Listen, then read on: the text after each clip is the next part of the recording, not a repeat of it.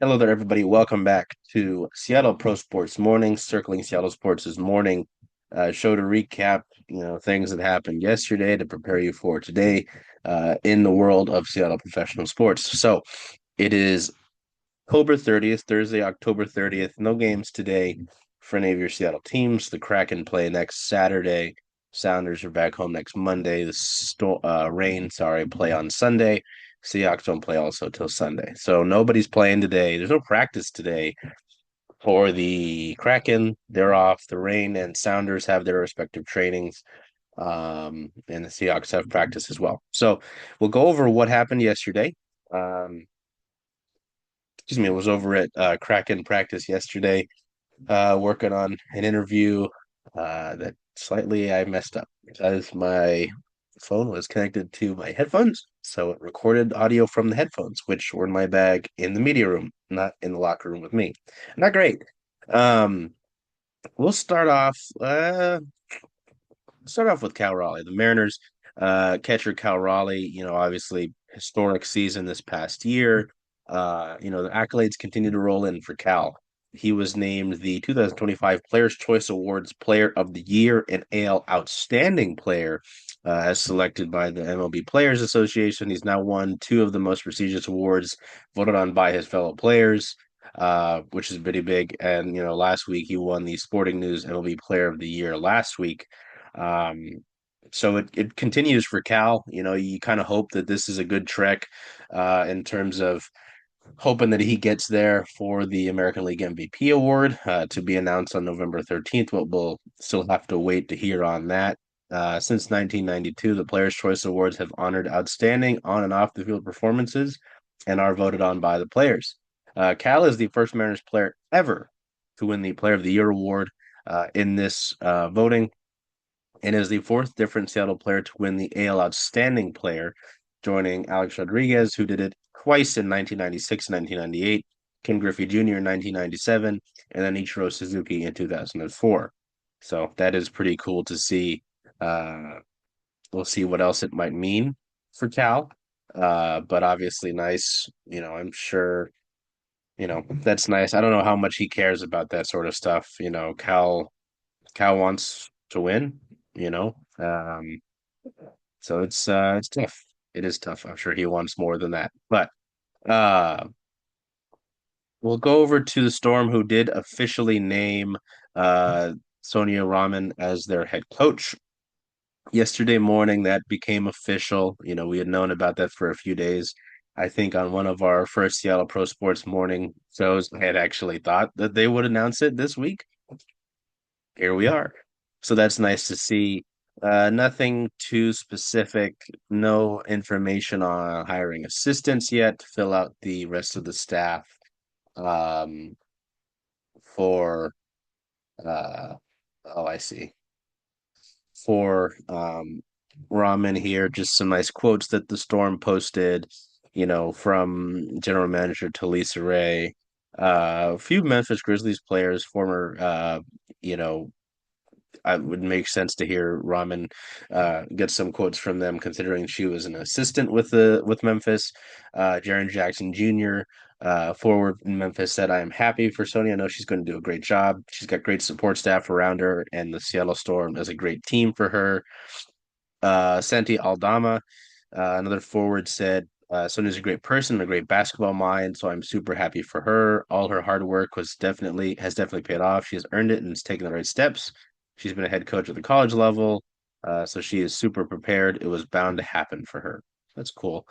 Um, Less important before we get back to some more interesting, actually, I say actually interesting. More news.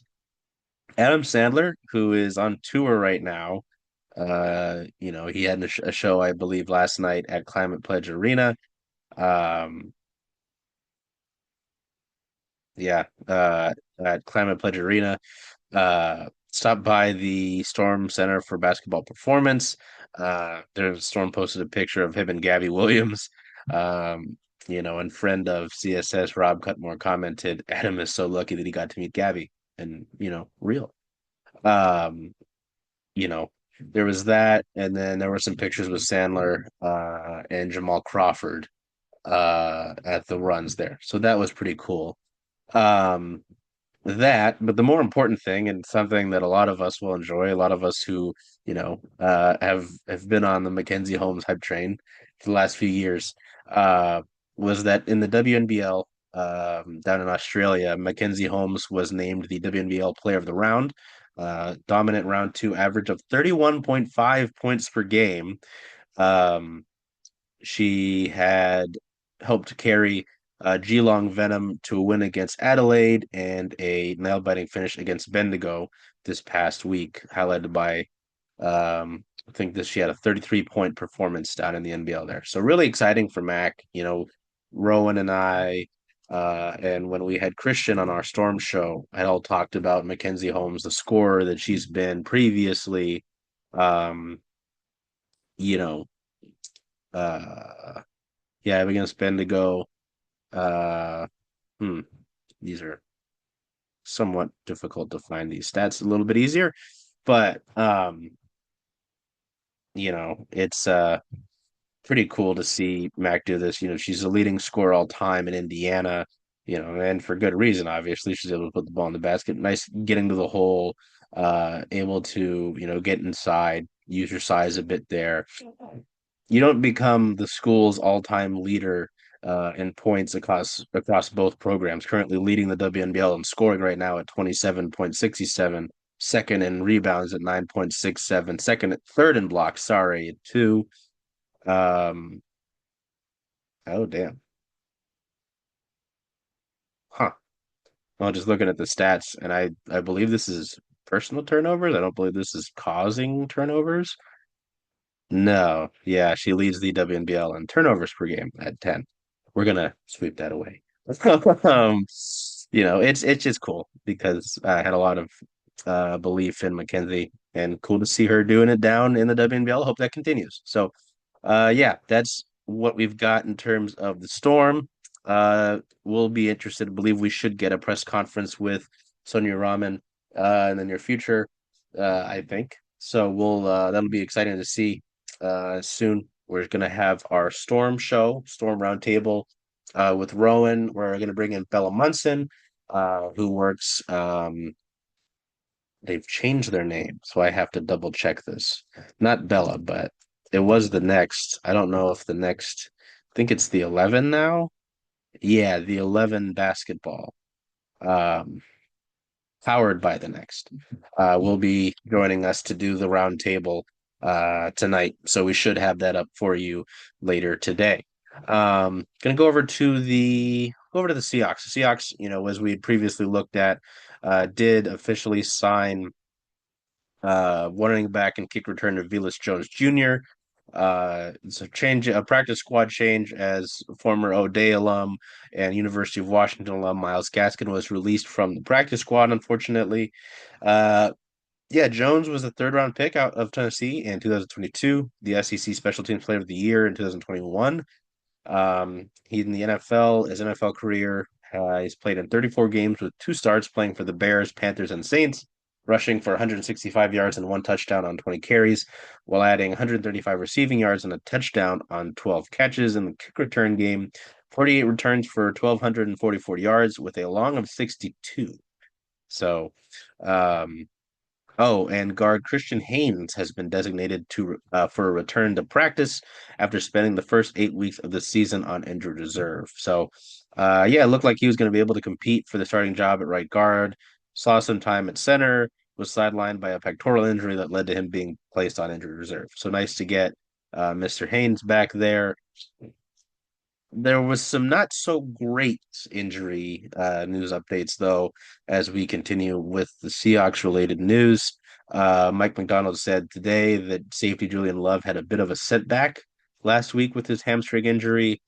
His status for the game this Sunday is uncertain, and there's some talk about a potential of IR, so that's not great. McDonald also said that cornerback Devin Witherspoon and linebacker Derek Hall will practice today.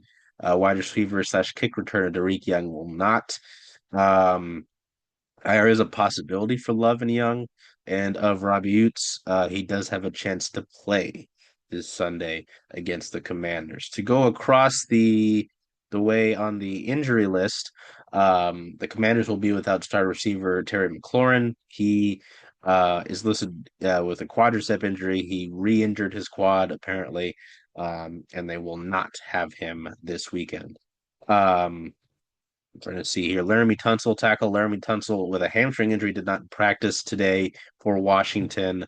Um, Quarterback Jaden Daniels was a full participant coming back from that hamstring injury that we've mentioned a little bit. Let's see here. Yeah, Derek Hall, limited participation coming back from that oblique injury. See here.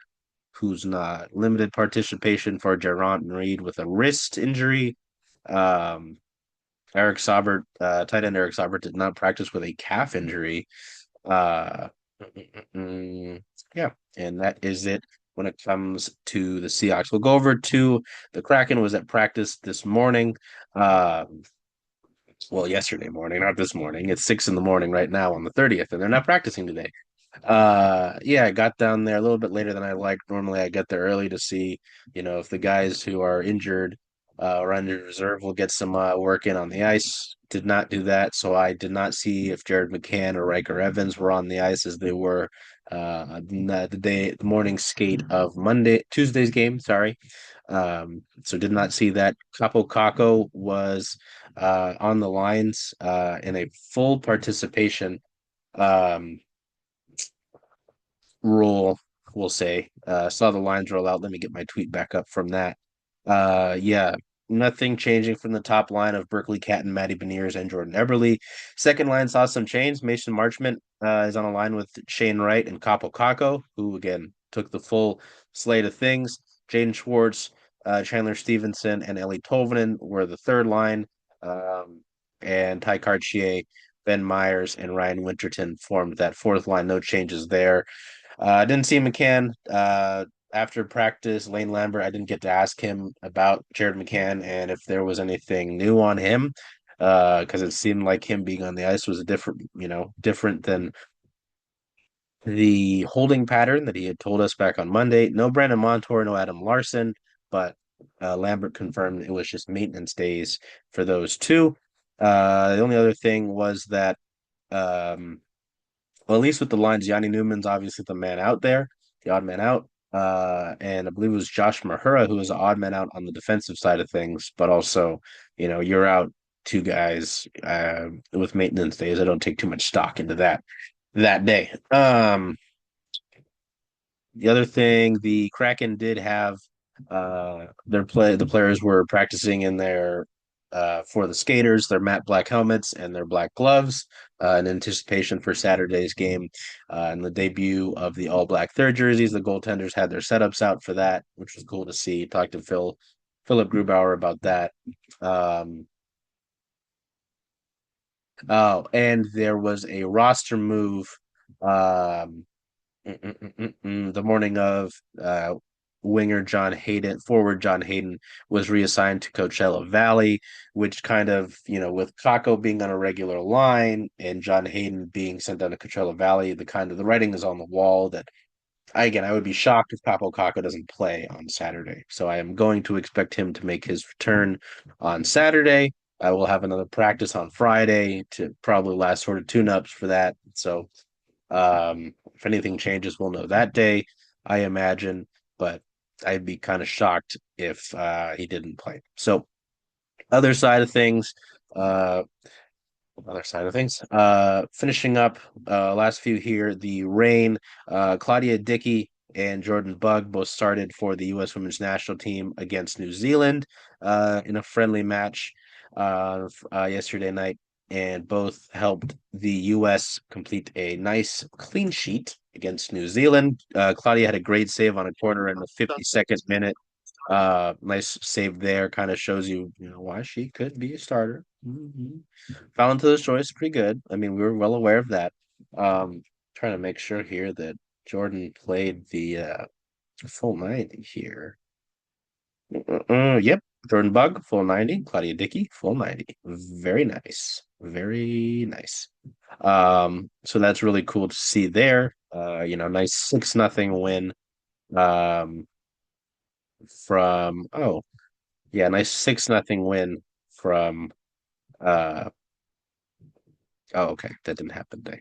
6-0 winning from the US against New Zealand. So Reign also are having training these next few days as they prepare for their Sunday decision day match against Orlando. Bella and I did an episode of our Reign show, Right as Rain, that is out now, so you can tune into that for more Reign news. And the last thing was that we are now 29 days away from PWHL Seattle's inaugural home opener at Climate Pledge Arena against the Minnesota Frost, the two-time Walter Cup champion, Minnesota Frost. So really excited to get going with PWHL Seattle soon. Players should start reporting. I believe some of them are already in market, but should start reporting. Excuse me. Goodness, that was out next Friday, and then their inaugural game is on Friday, November 21st. So that is it for today's episode of Seattle Pro Sports Mornings.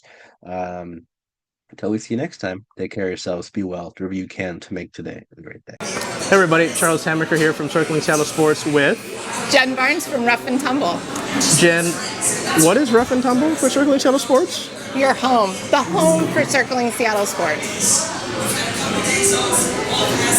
I like it. Let's do one more take. Just a little bit. Mix it up some. Hey there everybody, Charles Hamaker here from Circling Seattle Sports with Jen Barnes from Rough and Tumble. Jen, where's the home of Circling Seattle Sports? Right here at Rough and Tumble.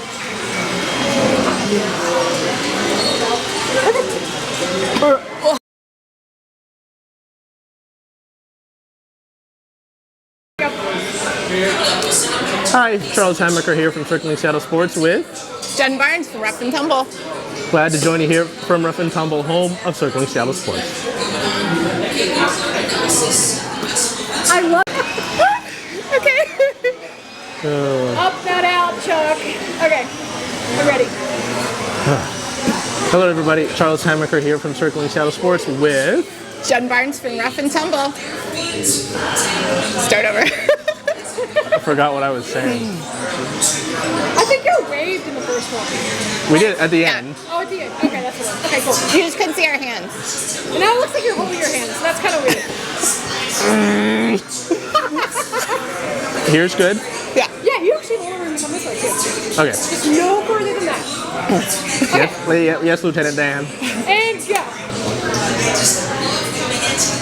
Oh, I think this time I'll ask you, what's the home? Where? Yeah, say, where's the home of Circling Seattle Sports? Okay. And I'll be like, right here at Rough and Tumble. Hand good? Yeah.